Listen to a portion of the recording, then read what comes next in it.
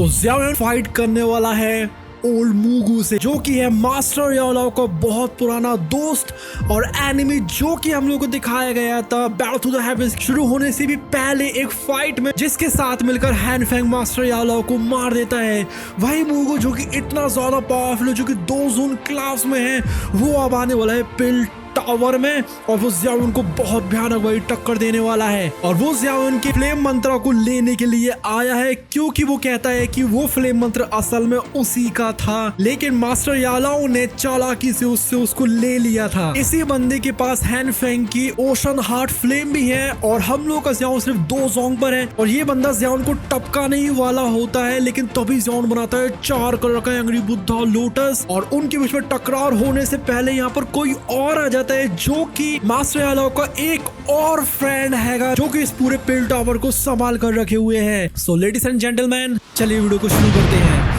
यहाँ पर हम लोग को ज़ियाओ के अगेंस्ट में जाता है, जिसमें कि इनकी स्पिरिचुअल पावर की टेस्टिंग होनी थी, जो कि हम लोग किसी और वीडियो में देखेंगे। यहाँ पर जो साओ क्लैन होता है उसी की साओयिंग होती है, वो यहाँ पर ज़ियाओ से बैट हार जाती है, इसलिए वो हॉल से बाहर चली जाती है। और काफ़ी सारे जो लोग होते हैं जो कि बहुत ज़्यादा स्ट्रॉन्ग कंपटीटर होते हैं, वो भी यहाँ पर ज़ियाओ से जलना शुरू कर देते हैं। अभी ई क्लैन ने अपनी पोजीशन को सिक्योर कर लिया था 5 ग्रेट क्लैंस में, क्योंकि यहाँ पर उनके पास में इतना ज्यादा टेरिफाइंग बंदा जो है। और कुछ जो बंदे होते हैं जिनकी दोस्ती पहले कभी हुआ करती थी ई जोंग के साथ में, जो कि उसका साथ छोड़ के जा चुके थे क्योंकि ई क्लैन बहुत ज्यादा कमजोर हो गया था, वो भी यहाँ पर आकर ई जोंग को कॉन्ग्रेचुलेट करने लगते हैं। और यहाँ पर वो सोच रहे थे कि जो ई जोंग है उनके साथ फ्रेंडशिप कर ले, क्योंकि उसकी वैल्यू जो बढ़ती जा रही थी। ई जोंग उनके फेवर को ग्रेशियसली ले लेता है, लेकिन फिर थोड़ा कॉशियस रहने वाला था वो। अभी यहाँ पर वो डिक्लाइन से तो बच गए थे थोड़े टाइम के लिए, लेकिन फिर भी पूरी तरीके से सिक्योर होने से वो लोग कोसों दूर थे। ज़ियाओ यहाँ पर एक बहुत ज्यादा इंपॉर्टेंट रोल प्ले कर रहा था ई क्लैन की अभी की सक्सेस में, ताकि वो लोग 5 ग्रेट क्लैंस में से कहीं बाहर ना हो जाएं। जिनलैन ज़ियाओ को जाकर देखने लगती है और सोचती है कि ज़ियाओ पूरी तरीके से ठीक हो काश, क्योंकि यहाँ पर उसकी फाइट जो हुई थी स्पिरिचुअल साओयिंग के साथ वो बहुत ज्यादा टेरिफाइंग थी। अभी जैसे ही वो जाती है ज़ियाओ को देखने के लिए, तभी वहां पर आ जाते हैं डैन जुआन, जो कि डैन क्लैन से होते हैं, जो कि ज़ियाओ को कांग्रेचुलेट करते हैं उसकी इतनी बड़ी वाली परफॉर्मेंस के ऊपर। ज़ियाओ उनको काफी ज्यादा हम्बली ग्रीट करता है और कहता है कि साउंड की स्ट्रेंथ भी काफी ज्यादा टेरिफाइंग है। फिर वो नोटिस करते हैं कि जो डैन जुआन का यंगर कजिन है, जो कि डैन चैन है, जो कि एक लड़की है, अभी उसका नेचर बहुत ज्यादा खतरनाक लेवल का है, लेकिन फिर भी उसके अंदर भी बहुत ज्यादा टैलेंट भरा हुआ है। और वो बंदी हम आपको बता दें एक 8th टियर की एल्केमिस्ट है इतनी कम एज में। उस बंदी को हम लोग को ऑलरेडी दिखा दिया गया है, जहां से कि वॉर्महोल खुलता है और उसमें से आता है एक रथ बाहर, जिसके अंदर बैठी हुई होती है वो। और उसकी स्पिरिचुअल फोर्स इतनी टेरिफाइंग थी कि ज़ियाओ भी उसको सही से सेंस नहीं कर पा रहा था।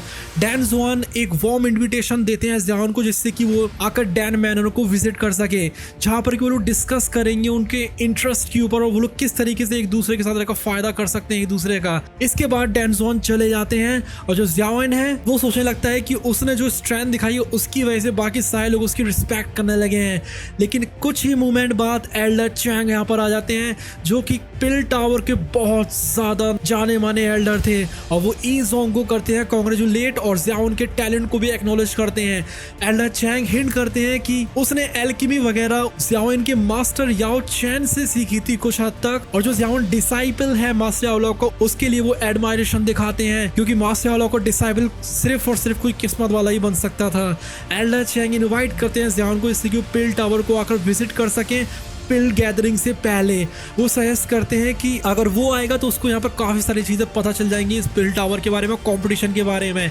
ज़ियाओ यहाँ पर थोड़ा सा सतर्क रहता है, लेकिन फिर भी वो उसको एक्सेप्ट कर लेता है और वो सोचता है कि हो सकता है कि पिल टावर के अंदर जाकर वो साओयिंग की तरह स्पिरिचुअल हैंडप्रिंट जैसी टेक्निक्स को भी सीख सके। एल्डर चैंग प्रॉमिस करते हैं कि वो ज़ियाओ को पिल टावर तक खुद ले जाएंगे और कुछ ही दिनों में उसको पूरा का पूरा घुमा देंगे, क्योंकि ये पिल कॉम्पिटिशन बहुत ज़्यादा इंपॉर्टेंट होने वाला है हर एक कैंडिडेट के लिए। इस कन्वर्सेशन के बाद ज़ियाओ चला जाता है ई जोंग के ग्रुप के साथ में, और जो एल्डर चैंग होते हैं वो उसको देखने में लगे हुए थे और वो रिफ्लेक्ट कर रहे थे कि यहाँ पर जो हॉल ऑफ सोल है उनका कितना भयानक वाला थ्रेट बना हुआ है इस कंपटीशन में, और इसलिए उनको अभी स्किल्ड एल्केमिस्ट चाहिए ज़ियाओ की तरह, इससे कि वो उस हॉल ऑफ सोल के बंदे का सामना कर सके इस पिल कंपटीशन में। नहीं तो अगर वो जीत गया तो हो सकता है कि वो उस फ्लेम को ले जाए, जो कि टॉप 10 में आती है। जो न्यूज थी ई क्लैन की सरप्राइजिंग विक्ट्री की वो पूरे होली सिटी में फैल जाती है और उसकी वजह से जितने भी लोग होते हैं सब में डिस्कशन होना शुरू हो जाता है। काफी लोगों ने एज्यूम कर लिया था कि जो ई क्लैन है वो अब यहाँ पर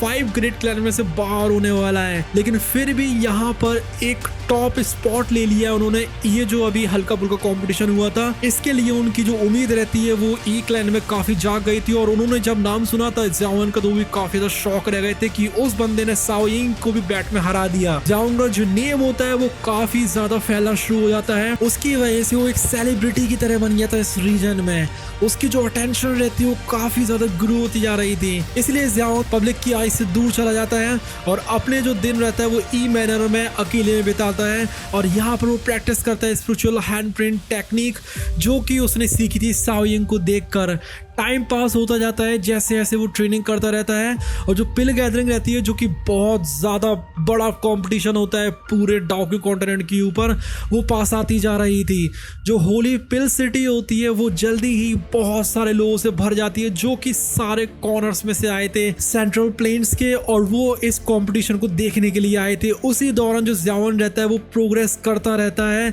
अपनी ट्रेनिंग में और वो और भी ज़्यादा अपनी स्किल्स को ऊपर शार्प करता जा रहा था और जो complex spiritual hand print seals होती हैं उसको सीखता जा रहा था। और एक दिन फिर आ जाता है जब वो मिलने वाला था एक तूफान से जो कि उसको लगभग खत्म ही कर देता है। उस दिन जो ज़ाओयन रहता है वो ई मैनर के कोर्टयार्ड में प्रैक्टिस कर रहा था, वो सेंस करता है कि कोई यहाँ पर आया है। वो उसको कहता है कि जल्दी से बाहर आओ, छुपने की जरूरत नहीं है। तभी वहां पर एक बंदा जो कि पूरे के पूरे ब्लैक कलर के कपड़े पहने हुए था वो परछाइयों में से बाहर आ जाता है और कहता है मैं हूँ हॉल ऑफ सोल से। ज़ाओयन एकदम से गुस्से में आ जाता है और उसको समझ में आ रहा था कि ये जो बंदा कह रहा है वो सही है क्योंकि इसका ऑरा सही में हॉल ऑफ सोल के बंदों जैसा ही है और हॉल ऑफ सोल वालों को जैसा हम लोग जानते हैं उसके मास्टर को उठाकर ले गए थे, इसकी वजह से वो हॉल ऑफ सोल से बहुत ज्यादा नफरत करता है। अभी वो जो बंदा होता है वो अपने पर्पस को रिवील करता है और कहता है कि वो याओ चैन की बोन चिलिंग फ्लेम को लेकर आया है जो कि एक बहुत ज्यादा टेरिफाइंग फायर है जो कि अभी ज़ाओयन के पास में है। और इस बात को क्लियर करने के लिए वो अपने अंदर से निकालता है सी हार्ट फ्लेम जो कि एक बहुत ज्यादा पावरफुल फ्लेम होती है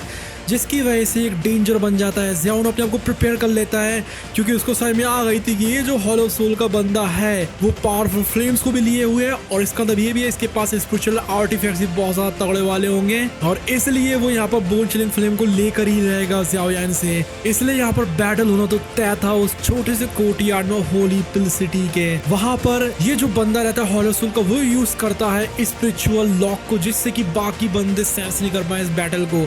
ये जो लॉक था उसकी वजह से ज़ाओयन पूरी तरीके से ट्रैप हो जाता है और यहाँ तक कि जो 2 जोन लेवल के गार्ड्स होते हैं जो कि पॉइजन गर्ल और त्यानो जोन जो होते हैं वो भी यहाँ पर बिल्कुल भी सेंस नहीं कर पा रहे थे इस बंदे की प्रेजेंस को। जो ब्लैक रोड मैन होता है वो वेपन बनाना शुरू कर देता है अपनी सी हार्ट फ्लेम से जिसमें कि एक पावरफुल फायर स्पीयर भी होता है जो कि ज़ाओयन में जाकर गलने वाला होता है, लेकिन ज़ाओयन अपनी मूवमेंट टेक्निक्स का इस्तेमाल करके जैसे से बच जाता है। उसके बाद वो बंदा ज़ाओयन को ट्रैप कर लेता है एक सी रेस्ट्रेनिंग नेट में जो कि एक वेब होता है डीप ब्लू फायर का। ज़ाओयन काउंटर करता है अपनी खुद की हेवनली फ्लेम्स को बुलाकर और वो मर्ज करना शुरू करता है ग्लेज्ड लोटस हार्ट फ्लेम जो कि बनी हुई थी ग्रीन लोटस कोर फ्लेम और फॉलन हार्ट फ्लेम से, जिससे कि एक फायर लोटस बन जाए जो कि एक पावरफुल अटैक होता है जो कि वो फेंक देता है उस बंदे की तरफ। अभी ये जो फायर का लोटस था वो बहुत ज्यादा तगड़ा था लेकिन फिर भी वो जो ब्लैक रोड मैन होता है उसको अपनी डीप ब्लू फायर वॉल से काउंटर कर लेता है जो कि उसको पूरा एब्जॉर्ब कर लेती है और जो लोटस रहता है उसको डिटोनेट कर देती है। इसकी वजह से बहुत सारी फ्लेम्स पूरे कोर्टयार्ड में फैल जाती हैं।